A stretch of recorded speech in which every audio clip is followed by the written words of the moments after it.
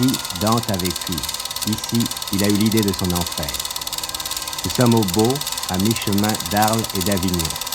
Et c'est dans ce décor naturel que toutes les extravagances de Cécile DeMille n'auraient pu inventer que Jean Cocteau est venu tourner les extérieurs de son dernier film, le plus difficile de tous peut-être, et celui qui aura dévoré le plus de lui-même, le Testament d'Orphée.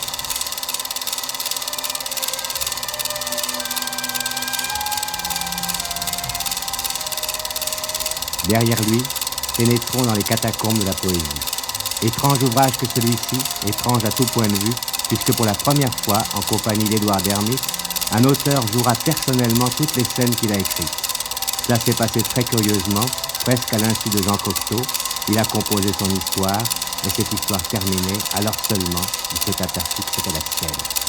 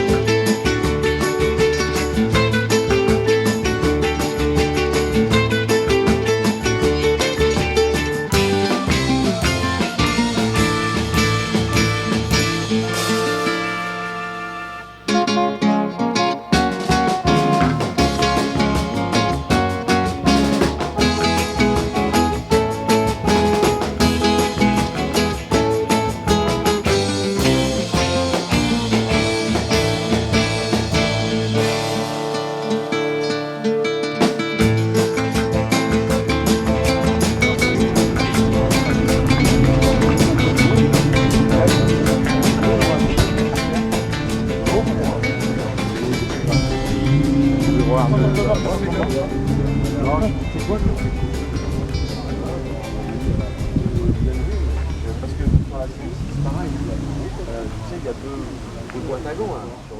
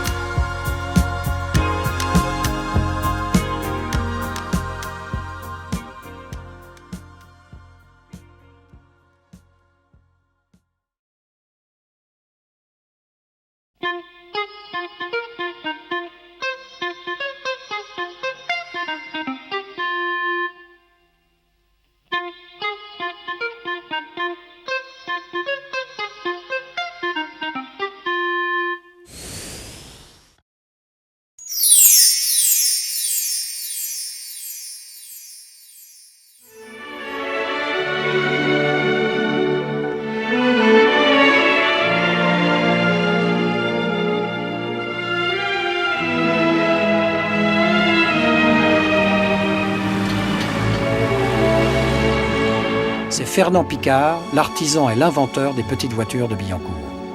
Picard écrit: Une seule certitude s'imposait à notre analyse. La pauvreté de notre pays, au lendemain de sa libération, serait grande, aussi bien en matière première qu'en essence. Nos voitures du programme d'avant-guerre, Juva 4, Prima 4, seraient inadaptées à la situation nouvelle. Il fallait envisager une voiture totalement différente, de petite dimension pour exiger peu d'acier, de construction économique pour être vendue bon marché. L'idée mûrissait. Des chiffres s'imposaient à nos esprits. Puissance maximum 4 chevaux fiscaux, une carrosserie à 4 places, poids maximal de la voiture en ordre de marche 450 kg. 90 km/h nous paraissait suffisant pour la vitesse maximale.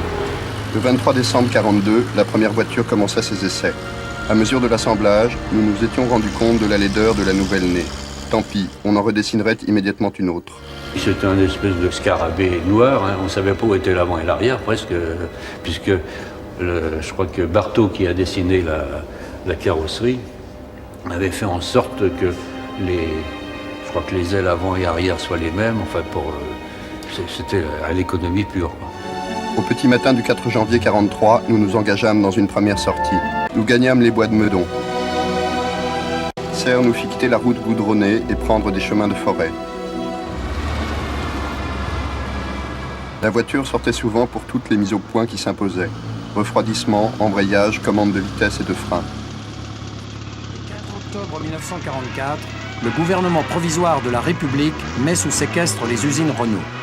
Immédiatement, Pierre Le Faucheux, centralien, grand bourgeois, docteur en droit, résistant du réseau OCM et compagnon de la Libération, est nommé administrateur provisoire.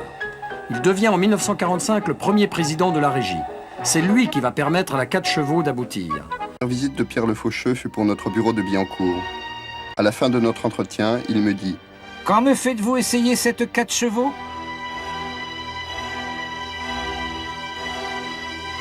Après l'essai dans le bois de Meudon, il nous demanda de reprendre les études arrêtées. Une série de 5 voitures fut lancée avec une priorité absolue de fabrication. Le 6 février 1945, Pierre Le Faucheux invita Pons à venir essayer notre prototype numéro 2. Les arguments sur l'économie de construction de la 4 chevaux en matière première, en main-d'œuvre et l'économie de son carburant, 5,5 litres au 100 km, ne décidèrent pas le directeur Pons à inscrire la voiture dans son programme ce jour-là. Le plan Pons, Pierre Le Faucheux n'a pas l'intention d'en tenir compte. Le 9 novembre 1945 se tient dans son bureau la réunion décisive. Le Faucheux prend la parole. Je pense que la 4 chevaux est bien dans la ligne générale de l'évolution du pays et qu'il faut la faire le plus vite possible et en grande série. Il faut arriver à sortir la 4 chevaux le 1er juillet 1947. Sans préjuger des années suivantes, le marché représentait en 4 ans un débouché pour 650 000 à 700 000 petites voitures type 4 chevaux.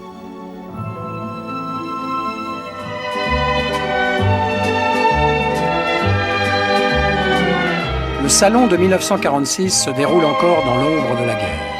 Plus une chambre n'est disponible. Des files d'attente d'une centaine de mètres aux portes d'un grand palais remis à neuf. Plus d'1 million d'entrées payantes. Ils savent pourtant pertinemment qu'ils ne pourront rien acheter. La 4 chevaux, clou du salon, n'est pas encore produite. Tout est encore rationné. Un vrai supplice de Tantale. Reste à relever le défi. 300 voitures par jour. Comment y parvenir ? Renault a une arme secrète, absolue, la fameuse machine transfert inventée par Pierre Béziers.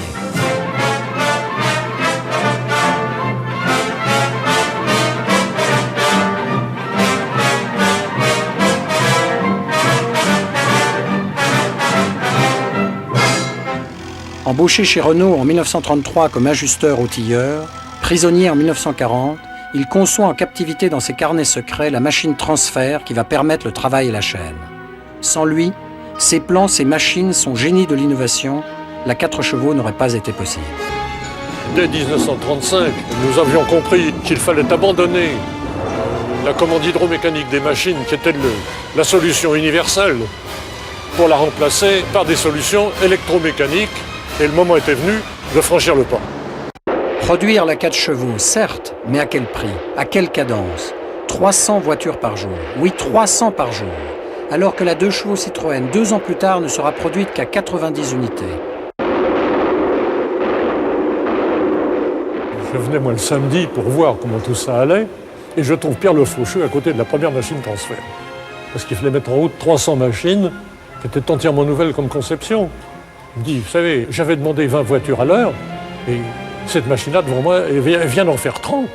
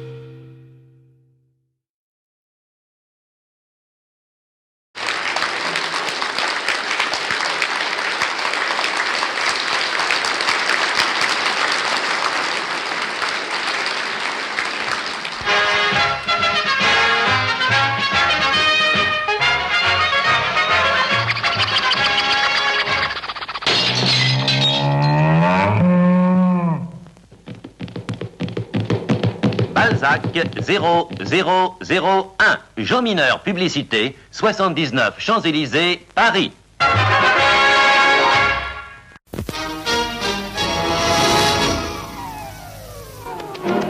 Problème. 4 personnes, confortablement installées, avec leurs bagages, disposent de 6 litres d'essence pour parcourir 100 km à 70 km à l'heure de moyenne. Quelle voiture doivent-elles choisir? Vous. Accélération surprenante. Grande maniabilité en ville. Tenue de route impeccable. Freinage instantané. Brillante en montagne. 100 km à l'heure. Ces qualités étaient déjà celles de toutes les 4 chevaux, mais la nouvelle 4 chevaux 54 vous offre en outre plus de place.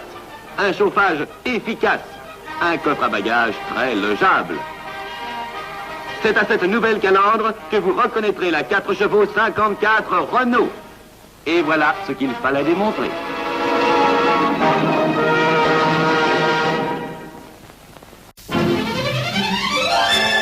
Bonjour, voulez-vous venir avec moi? Je vais vous présenter une petite merveille, la 4 chevaux Renault.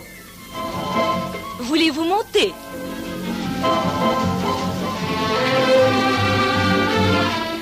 Confortablement installé? Alors, allons-y. C'est la voiture maniable, facile à dégager, la voiture idéale pour la ville. Regardez comme elle est facile à garer. Et voilà, au volant d'une 4 chevaux, on est tout de suite à son aise. Il n'y a pas au monde de voiture plus féminine, plus facile à conduire. C'est aussi la voiture de l'homme d'affaires qui n'a pas de temps à perdre. Quel démarrage! Quelle accélération! Quelle sécurité! Elle grimpe remarquablement. Et ne chauffe pas en montagne. Je vous passe le volant. Alors, bonne route. Je suis sûre que la 4 chevaux vous étonnera. Et seulement 6 litres aux 100 km.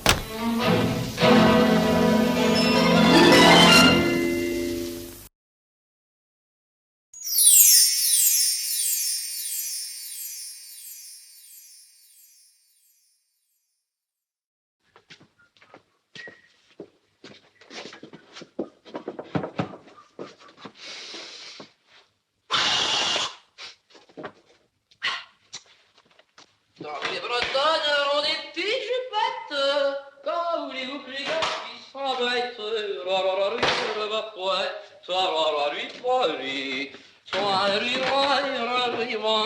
Tant que les Bretonnes auront des piges.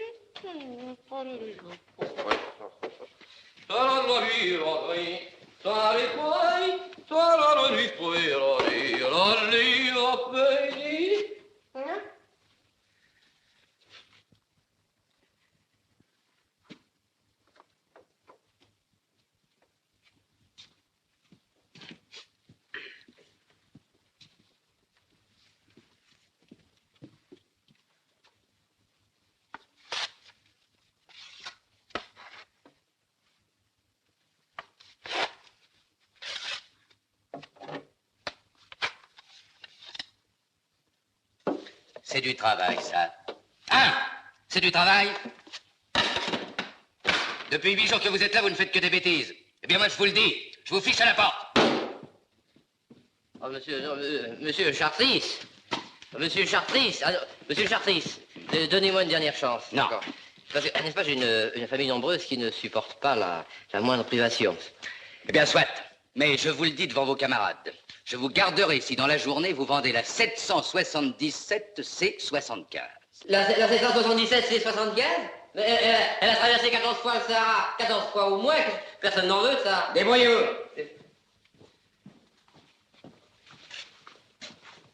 Mais c'est invendable, ça. Qu'est-ce que Hercule lui-même qui a fait des travaux difficiles, qu'est-ce que... Bon, bah, je vais faire mes paquets, moi, qu'est-ce que... Ben, il cherche quelqu'un à la maison du scooter. Bah, je sais bien, c'est pour me remplacer. Ils m'ont fiché à la porte il y a 8 jours. Tiens, voilà peut-être des clients pour vous. Nerveux, timides, c'est leur première voiture. 6 ans, vous avez peut-être une chance.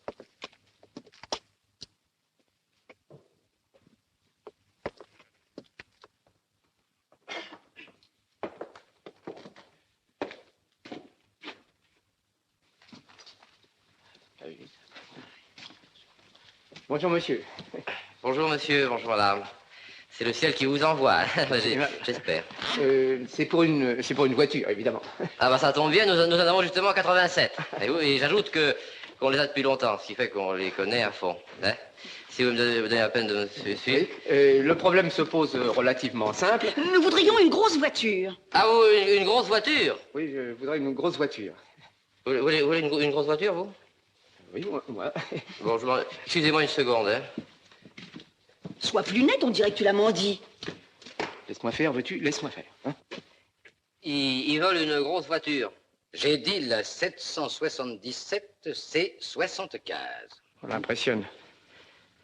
Il consulte ses chefs.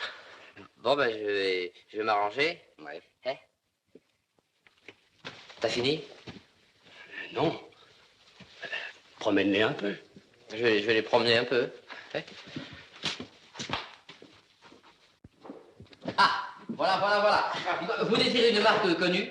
Nous voudrions quelque chose qui fasse de l'effet. C'est pour des fiançailles en Sologne.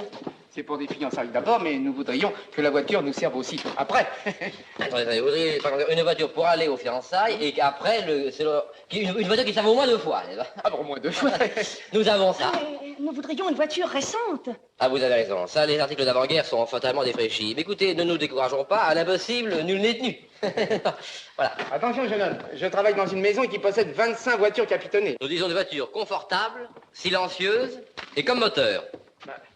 Avec un moteur, bien entendu. Ah, bien entendu. Ça, vous achetez une voiture, c'est pas pour la pousser. Mais nous prendrons le moteur qui va avec la voiture. Voilà, confortable, silencieuse et avec son moteur.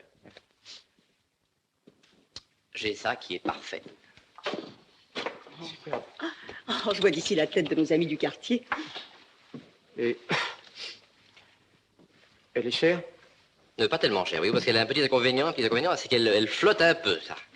Elle est amphibie? Non, je sais pas en quoi elle est, mais enfin, dans les virages, elle hésite. Pas longtemps, mais enfin, elle hésite, c'est ça. C'est pas ce qui fait faut pas tourner tellement. Vous avez vos petits défauts, j'ai mes petits défauts, on a tous ces petits défauts. Oui, d'accord, mais vous n'auriez pas un modèle à nous montrer, un modèle un peu moins dangereux? On va trouver. À l'impossible, nul n'est tenu. Pardon. Alors...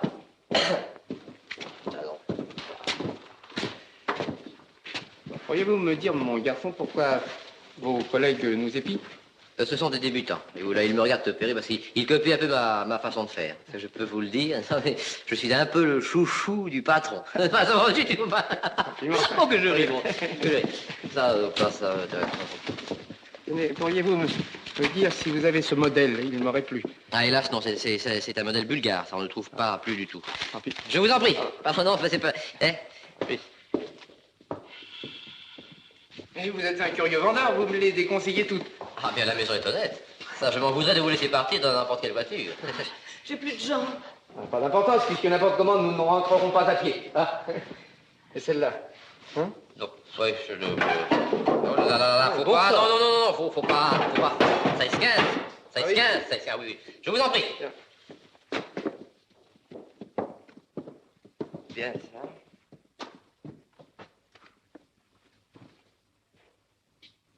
Dites-moi, jeune homme, pourquoi vous ne me parlez pas de celle-là? Oh, monsieur, elle n'est pas à vendre, celle-là. Tiens non, et pourquoi? Bon, c'est vrai que le gérant se la garde. Allons. Il se la garde. Tout ce qui est exposé ici est à vendre, que je sache, non? Enfin, il n'a qu'à ne pas la laisser avec les autres. Léon. Le chapeau rose qui t'allait si bien. Tu l'as livré à ta cliente, toi? Non, je l'ai gardé pour moi. Quelle affaire? Je flaire une affaire. Combien? 290. Mais je doute que vous puissiez l'avoir, vous savez. Jeune homme, nous aimerions voir votre gérant. Écoutez, tout à l'heure, vous vouliez une grosse voiture, maintenant, c'est une petite. Alors, vous savez, à force de lésiner comme ça, je ne saurais trop vous mettre en garde. J'ai dit une grosse voiture, j'ai pas dit une péniche. La 4 chevaux est une grosse voiture si on fait monter dedans des gens plutôt petits. Monsieur Chartis? Oui?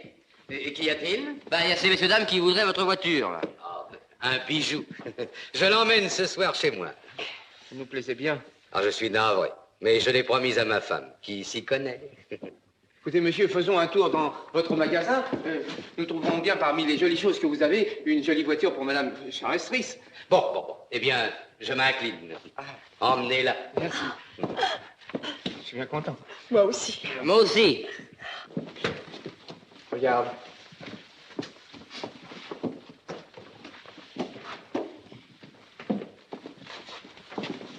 « 1250 kilomètres? Elle n'a que... Quoi?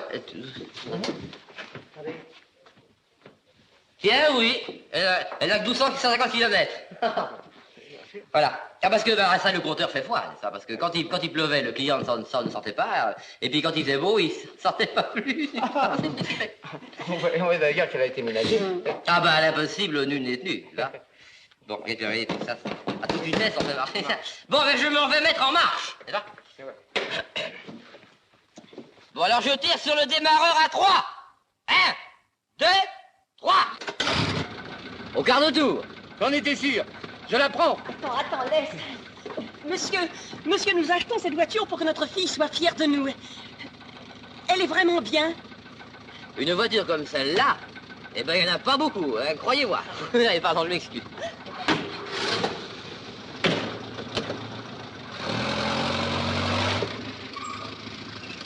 Ils sont tous les mêmes, les véritables occasions qui cherchent à les garder pour eux. Cette fois-ci, ils ont trouvé à qui parler. Bon. Dites, si vous avez quelques pépins, hein, vous êtes sous garantie jusqu'à demain midi. Midi et quart. Nous ne sommes pas pour ça. Pardon. Si vous avez besoin du moteur, il est là, à l'arrière.